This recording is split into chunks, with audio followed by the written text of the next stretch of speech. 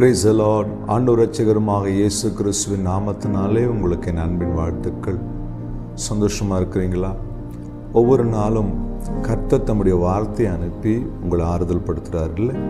ஆண்டவருக்கு நன்றி சொல்லுங்கள். இந்த உலகத்தில் எத்தனையோ லட்சக்கணக்கான ஜனங்கள் இப்படிப்பட்ட ஒரு தேர்ச்சுதலையும் ஆறுதலையும் பெற்றுக்கொள்ள முடியாமல் முடங்கி இருக்கிறதை பார்க்கும் பொழுது நீங்களும் நானும் பாக்கியவான்கள். இன்றைக்கு ஆண்டவர் நம்மோடு கூட ஒரு வார்த்தையின் மூலமாக பேச விரும்புகிறார். யாக்கோப்பு 1:6 ஆனாலும் அவன் எவ்வளவாகிலும் சந்தேகப்படாமல் விசுவாசத்தோடு கேட்க கடவன்.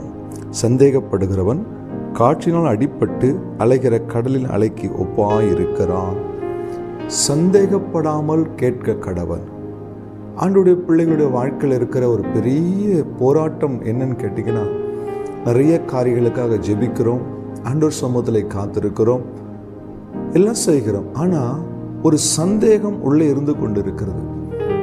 சில நேரங்களில் நம்முடைய வாழ்க்கையில் வருகிற சூழ்நிலைகளை பார்த்து அந்த சூழ்நிலைகளை வைத்து ஆண்டவர் எடை போடுகிறோம். இவ்வளவு பெரிய காரியம், இவ்வளவு பெரிய தேவை, இப்படிப்பட்ட வியாதி, இப்படிப்பட்ட சூழ்நிலை ஆண்டவரால் முடியுமா, நடக்குமா? இவங்களே முடியாதுன்னு சொல்லிட்டாங்களே, இவங்களே நடக்காதுன்னு சொல்லிட்டாங்களே, என் திராணிக்கு மேலான காரியம் ஆயிடுச்சு, இது எப்படி சாத்தியம்? இப்படி நிறைய கேள்விகளை நீங்கள் கேட்டு என்ன செய்கிறோம் அப்படின்னா, நம் தேவனை குறைத்து மதிப்பிடுறோம். என் அன்பு தெய்வ பிள்ளைகளை, எதை கேட்டாலும் சந்தேகப்படாமல் கேளுங்க. ரோமர் 4 கடைசி வசனங்களை வாசிக்கும் போது ஆபிரகாமை குறித்து சொல்லும்போது, அவன் கர்த்தருடைய வாக்குத்தத்தத்தை குறித்து சந்தேகப்படாமல் விசுவாசித்தான்.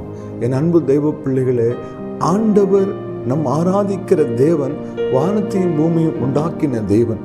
அவரால் செய்ய முடியாத அதிசயமான காரியம் ஒன்றுமே இல்லை.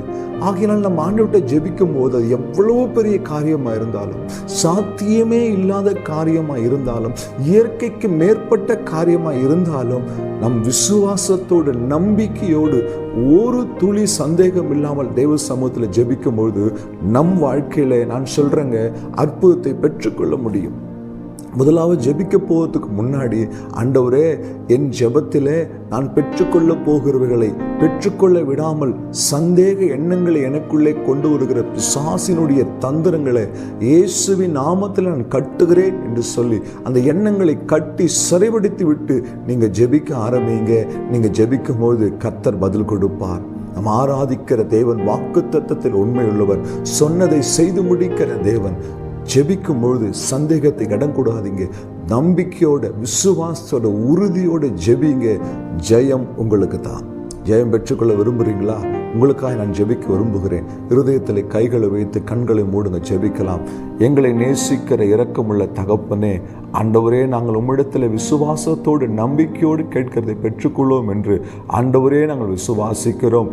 சந்தேக எண்ணங்கள் ஆண்டவரே எங்கள் உள்ளத்தில் வந்து என் தேவன் எங்களை ஆசீர்வதிப்புக்கு தடையாக இராதபடிக்கு இயேசுவின் நாமத்தில் அந்த எண்ணங்களை கடிந்து கட்டுகிறோம்ப்பா.